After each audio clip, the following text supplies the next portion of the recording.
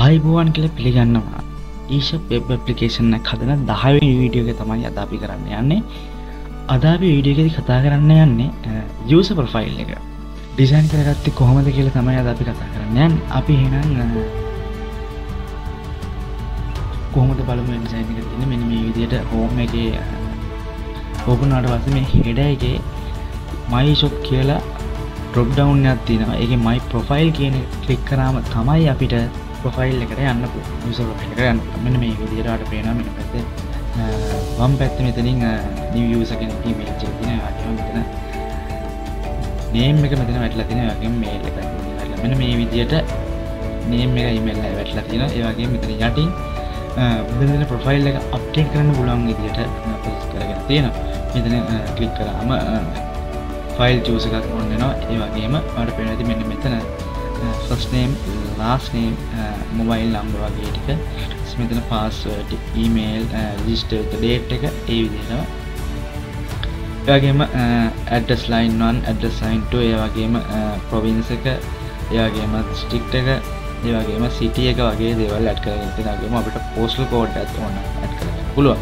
ඒ වගේම mail එකත් මෙතනින් add කරගන්න පුළුවන්. මෙතනින් අපි user profile එක update කරගන්න පුළුවන් විදිහට තමයි මෙතනින් හදාගෙන තියෙන්නේ. අපි බැලුවොත් මෙන්න password එක මෙතන change කරගන්න update කරගන්න බැරි විදිහට තමයි හදලා තියෙන්නේ. මොකද password එක change කරගන්න ඕන නම් අපිට forgot password කියන option එක කතා කළා ඉස්සෙල් videos වල. ඒකෙදි අපිට change කරගන්න පුළුවන්. ඒ වගේම email එක change කරන්න නැහැ. මොකද ඒක primary key එක තමයි අපි primary key එක වගේ use කරලා තියෙන email එක. ඒ වගේම register date එක කොහොමද වෙනස් වෙන්න බෑ. ඒ වගේම මෙතන gender එක කොහොමද වෙනස් වෙන්නේ නැති නිසා gender එකත් වෙනස් කරන්න බෑ. නැත්නම් අප්ඩේට් කරන්න බැරි විදිහට තමයි අපි මෙතන disable කරලා තියෙන්නේ. අපි එහෙනම් බලමු දැන් coding part එක කොහොමද කරගෙන තියෙන්නේ කියලා. මේක user profile.php කියන ෆයිල් එකේ තමයි මම code කරගෙන තියෙන්නේ. මෙන්න මේ විදිහට මෙතනින් title එකක් දාගෙන තියෙනවා. ඒ වගේම මම මෙතනින් link කරගෙන තියෙනවා. bootstrap වගේ තවත් ෆයිල්ස් මෙතන මම link කරගෙන තියෙනවා. ඒ වගේම ආඩ වෙනත් මම recover කරගෙන තියෙනවා header.php එක. ඒ වගේම include කරගෙන තියෙනවා connection.php ෆයිල් එක. ඊට පස්සේ මෙතන පේන ඉතින් මම මේ e-set එකක් දාගෙන session වගේ ලියාගෙන තියෙනවා. ආඩ වෙනත් මෙන්න මෙතනින් අපි මේකේ වැඩිදුර විස්තර process එක කතා කරන විදිහට කතා කරමු. මෙන්න මෙතනින් තමයි user කෙනෙක් ඒ කියන්නේ new user කෙනෙක් කෙනෙක් log වුණාට පස්සේ එයාට පෙන්නන image එක මෙතනින් add කරගෙන තියෙනවා. ඒ වගේම එහෙම නැත්නම් user කෙනෙක් ඉන්නවා නම් image path එක හොයලා image එක add කරගන්න process එක තමයි මේ දිගේ තියෙන්නේ. ඒ වගේම ඊට පස්සේ ඒ image එකට යටින් f name එක log වෙලා ඉන්න user ගේ f name එක නැත්නම් first name එක ඒ වගේ නැත්නම් f name එකයි last name එකයි වගේම email එක දාගන්න code part එක තමයි මෙතන තියෙන්නේ. ඒ වගේම මෙතනින් අපිට පේනවා මේ වගේම update profile image කියලා අපිට file choose එකක් තිබ්බා. ඉන්න මේක තමයි ඉන්නේ button එක තමයි මෙතනින් අපිට code කරලා තියෙන්නේ. ඒ වගේම මෙතනින් profile setting කියලා මෙතන f name last name විදිහට අපිට පේනවා මෙතන text tag වගේම මෙතන input type එක මෙතන තියෙනවා. ඒ වගේම මෙතනින් මම id එකක් දාගෙන තියෙනවා. මට values ගන්න ඕනද. ඒ වගේම මෙතනින් ඒ process එකේදී අපි කතා කරමු.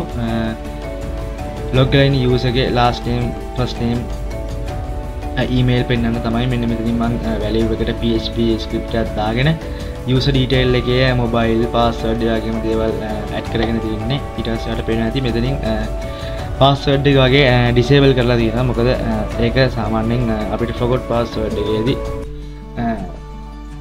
password වල වෙනද මෙතනම read only කියලා දාලා තියෙනවා. මොකද password එක අපිට forgot password එකේදී අපිට change කරගන්න පුළුවන්.